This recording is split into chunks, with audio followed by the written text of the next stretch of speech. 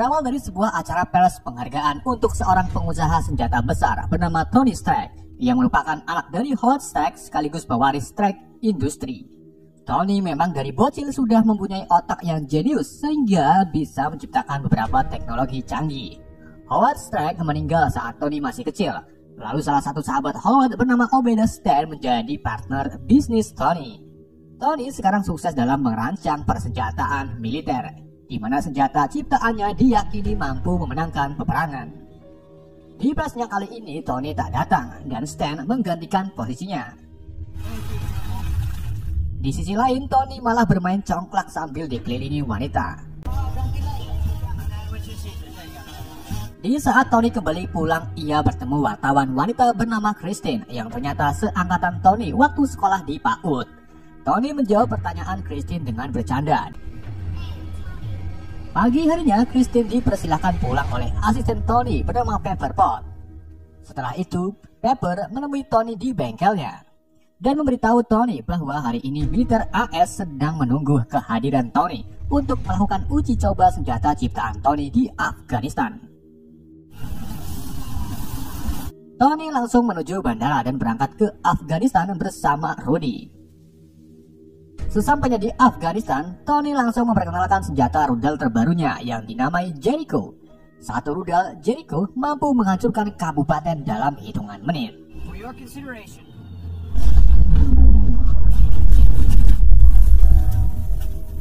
Setelah memperkenalkan Jericho ke militer AS, Tony dikawal beberapa tentara kembali ke pangkalan. Namun saat di perjalanan mereka tiba-tiba diserang oleh kelompok teroris.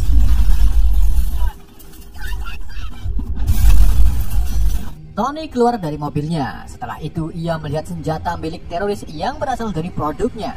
Senjata tersebut meledak dan mengenai Tony. Tony tergeletak sekarat dengan luka di bagian jantungnya. Kemudian Tony berhasil ditangkap oleh kelompok teroris yang disebut The Ring.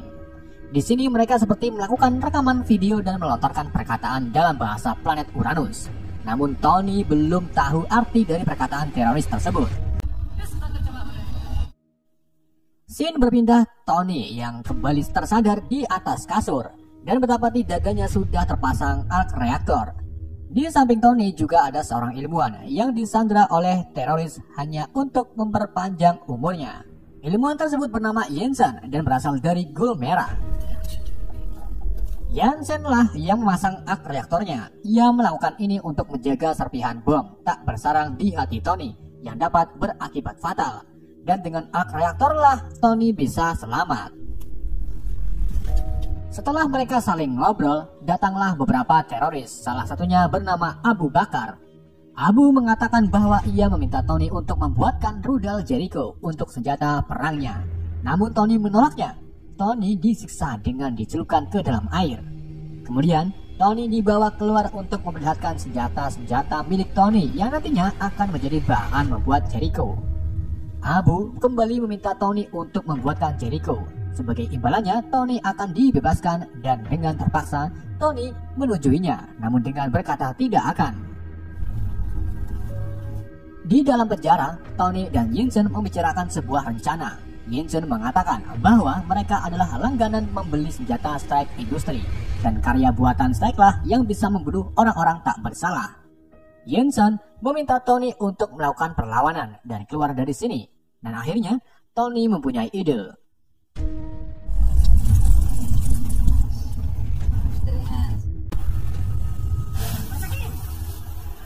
Ten Ring yang dipimpin Reza menemui Tony. Reza meminta kejelasan tentang senjata yang beda jauh dari rudal Jericho dan hampir mencelakainya. Tony langsung mengatakan bahwa ia akan menyelesaikannya dengan cepat. Tony diberi waktu 20 jam untuk mengerjakan senjatanya. Kemudian Reza pergi. Tony langsung mengerjakan rencananya tanpa istirahat. Baju besinya kini sudah jadi dan Tony mulai memakainya. Rez melihat Tony tak berada di penjara. Ia langsung menyuruh pasukannya untuk mengeceknya. Sementara Jensen segera mengaktifkan reaktor ke baju besinya. 3 anggota Ten Ring mencoba membuka pintu penjara yang sudah dipasang bom oleh Jensen. Pintu tersebut meledak, membuat Reza semakin murka. Karena proses menghubungkan reaktor ke baju besi memakan waktu yang lumayan lama, Jensen memutuskan untuk menahan Tenring yang sedang menuju kemari. Jensen berteriak kegirangan sambil menembakkan peluru, kemudian ia langsung dikepung oleh Tenring. Proses menghubungkan kini telah selesai. Beberapa pasukan Tenring mulai masuki penjara.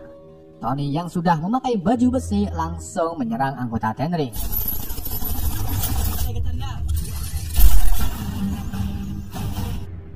Di saat Tony sampai di pintu keluar, Reza menghadangnya, kemudian menembaki Tony. Tony menyerang balik dengan meluncurkan roket ke arah samping Reza. Setelah itu, Tony menemukan Jensen yang tergeletak sekarat. Di hembusan terakhirnya, Jensen mengatakan jangan pernah sia-siakan hidupmu. Setelah Jensen meninggal, Tony langsung keluar dan menyerang pasukan Tenring. Semua persenjataan Tenring dari Stark Industry dihancurkan semua. Tony diberondong peluru, kemudian ia mengeluarkan senjata terakhirnya, yaitu kabur. Baju besinya kini bisa terbang saat ledakan besar terjadi. Namun karena bahan bakarnya minim, Tony terjatuh dan nyungsep di pasir. Tony berjalan ke arah barat dan ditemukan oleh militer AS, termasuk Rudy. Sesampainya di AS, Tony mengadakan pers untuk memberitahu pengalamannya kenapa ia bisa selamat dari serangan teroris. Di hadapan wartawan, Tony menjelaskan bahwa ia baru sadar kalau senjata buatannya dapat membunuh warga serta anak kecil yang tak bersalah. Maka dari itu, Tony mengumumkan bahwa mulai sekarang Stark Industry berhenti memproduksi senjata. Tentu saja hal tersebut menghebohkan dan membingungkan orang-orang termasuk Obeda Stan. Tony kembali ke pabriknya untuk melihat arc reaktor buatannya. Stan masih bingung maksud Tony berhenti memproduksi senjata, padahal Stark Industry lagi di posisi kejayaannya. Alasan Tony yang lainnya yaitu ingin mengembangkan energi arc reaktor yang tepat di hadapannya untuk diubah menjadi ukuran kecil seperti di dalam dada Tony. Kemudian Tony menunjukkan arc reaktor mininya yang ditanam di dadanya kepada Stan. Melihat hal tersebut, Stan malah menyuruh Tony untuk menyembunyikannya dari orang-orang serta media. Di hari berikutnya, Tony membuat arc reaktor baru yang lebih kuat dari sebelumnya. Pepper kemudian datang lalu disuruh untuk memasangkan arc reaktor yang baru. Setelah terpasang, Tony menyuruh Pepper Pot untuk menghancurkan reaktor yang lama. Namun Pepper malah berniat untuk menyimpannya. Di bengkel pribadinya, Tony mulai memfokuskan diri untuk membuat kaos atau kostum baja yang lebih canggih. Tony juga mulai belajar mengendalikan jetnya agar bisa terbang dengan seimbang. Dengan dibantu asisten robotnya, Tony akhirnya berhasil menyelesaikan kaos. Kemudian ia menamakan kaos tersebut adalah Iron Man. Pada saat itu juga, Tony melakukan uji coba terbang. Ia berhasil menyeimbangkan tubuhnya saat melesat di udara. Saat menguji di ketinggian 80.000 meter kubik, kostum Iron Man mengalami pembekuan. Hal tersebut membuat mesin mengalami ngelak. Tony akhirnya terjatuh. Untungnya, es di kaos Iron berhasil dihancurkan dan kembali terbang dengan stabil. Ia kembali ke bengkelnya, tetapi terjadi masalah saat mendarat, di mana kaos terbaru Tony tersebut mempunyai beban yang sangat berat. Setelah itu, Tony menemukan sebuah paket dari Pepper. Di sisi lain, Reza dan pasukannya menemukan bekas kostum Tony. Mereka membawa ke markasnya, lalu memulai menyusunnya kembali. Untuk menyempurnakan kaos Iron Man-nya, Tony mewarnainya dengan warna merah dan gold. Di saat itu juga ada berita yang menginfokan tentang kerjasama Stark Industry dan ketidakhadiran Stark di pestanya karena dianggap stres. Tony tak terima diberitakan stres dan akhirnya ia langsung OTW ke pesta tersebut. Sesampainya di sana, semua tamu terkejut melihat Tony yang nampaknya baik-baik saja. Di dalam acara pesta, Tony bertemu dengan agen Coulson dari SHIELD, rekan kerja Nick Fury. Coulson memberi pertanyaan kepada Tony, namun Tony malah tertuju dengan Pepper yang terlihat berbeda dari biasanya. Tony mendekati Pepper dan menggirinya keluar. Di sini Tony pertama kalinya jatuh hati kepada Pepper dan ia merayu-merayunya membuat Pepper merasa gugup. Tony berinisiatif untuk mengambilkan wedang ronde agar Pepper tak gugup. Namun saat sedang pesan wedang ronde, Tony dihampiri Christine yang tiba-tiba meminta konfirmasi tentang kerusuhan yang disebabkan oleh teroris Ten Ring baru-baru ini beserta fotonya. Di foto tersebut juga nampak ada beberapa senjata dari Stark Industries, termasuk Jericho. Hal tersebut membuat Tony kaget kenapa senjata tersebut bisa sampai di sana, sedangkan dirinya belum menunjui penjualan. Ternyata yang menunjui adalah Stan. Hal tersebut membuat Tony marah. Ia langsung kembali ke bengkelnya, lalu mempersiapkan kostum serta senjatanya. Tony tak terima jika senjata buatannya jatuh di tangan Ten Ring. Setelah siap, Tony langsung OTW ke desa Gulmera, di mana di desa tersebut Ten Ring sedang melakukan pemberontakan. Sesampainya di lokasi, Tony langsung menyerang para teroris dengan senjata canggihnya. Tony juga menangkap Abu Bakar untuk memberikannya kepada para warga untuk dipukuli. Setelah itu, Tony menghancurkan camp Ten Ring beserta senjatanya.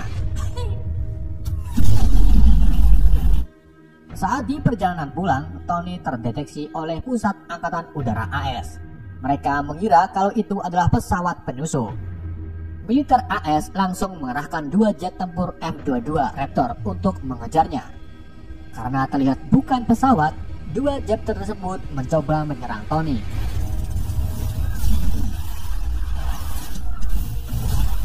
Kemudian Tony langsung menghubungi Rhodey, lalu mengaku bahwa yang dikejar-kejarnya adalah dirinya. Tony mencoba menghindar, namun ia malah ketabrak satu pesawat, membuat sayap pesawat mengalami kerusakan. Pilot di dalamnya segera melontarkan kursinya, lalu menarik parasut. Namun, pelontar parasut ngebuk membuat parasut tak mau keluar. Langsung membantunya dengan membobol pelontar parasut dan akhirnya pilot bisa terselamatkan. Setelah itu, Tony kembali ke bengkelnya, kemudian dipergoki Pepper yang mengetahui bahwa Tony habis pergi berperang. Sementara Reza didatangi oleh Stan dan ternyata Stan bekerja sama dengan Reza. Reza menunjukkan temuan kostum Tony sebelumnya kepada Stan. Kemudian ia menawarkan barter dengan senjata strike terbaru. Namun Stan menolaknya dengan mengarahkan alat pelumpuh sementara. Stan menyuruh pengawalnya untuk membawa kostum besi, kemudian menghabisi semua pasukan Rez.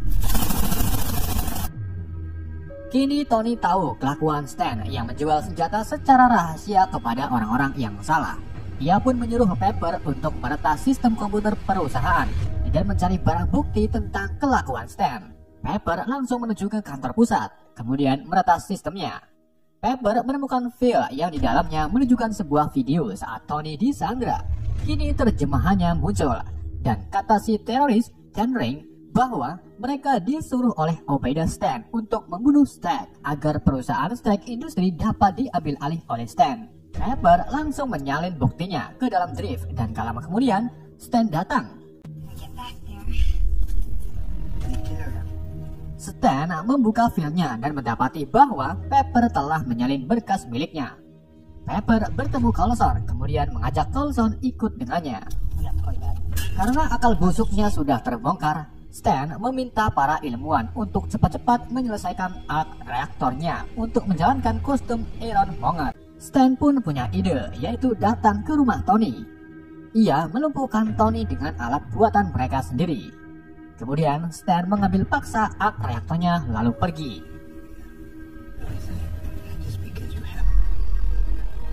Pepper menghubungi Rhodey untuk datang ke rumah Tony secepatnya. Siapa tahu Tony dalam masalah. Tony berjalan sempoyongan dan merasa lemas. Ia menuju ke bengkel untuk mengambil arc reaktor yang lama, karena reaktor ini yang dapat menghidupkan Tony. Sementara Stan berhasil memasang reaktor terampokannya ke Iron Monger. Rudy tiba di bengkel dan menemukan Tony tergeletak.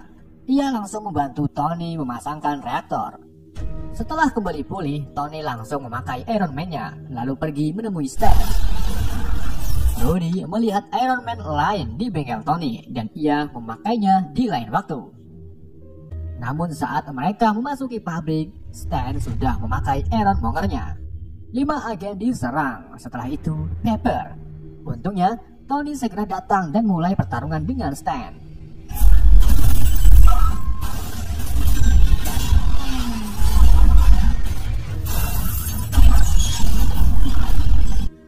Tony memancing Stan terbang ke atas. Di saat di ketinggian 80.000 meter kubik, Iron Monger membeku, membuat mesinnya nge-lag.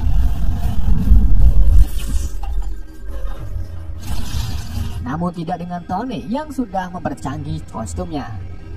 Mereka mendarat di atas pabriknya, kemudian melanjutkan pertarungan.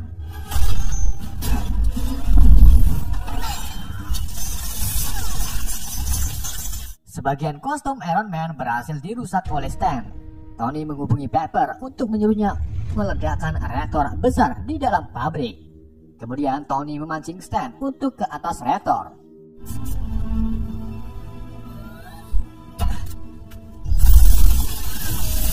Tony langsung menyuruh Pepper untuk menekan tombol reaktornya dan langsung mengeluarkan efek rekal. Tony berhasil menghindar, sementara Stan terkena efek rekal dan mengalami kejang-kejang. Stan pun jatuh tepat di reaktor dan ledakan pun terjadi.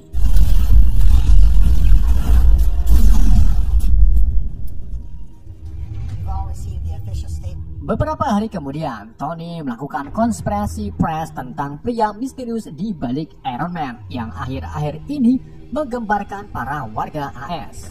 Setelah itu, Stark mengaku bahwa dirinya adalah Iron Man, membuat para wartawan terkejut. Di adegan pasca kredit, Nick Fury ke rumah Tony untuk memberitahu bahwa Iron Man bukan pahlawan satu-satunya. Masih ada Captain America, Hulk, Thor, dan Black Widow.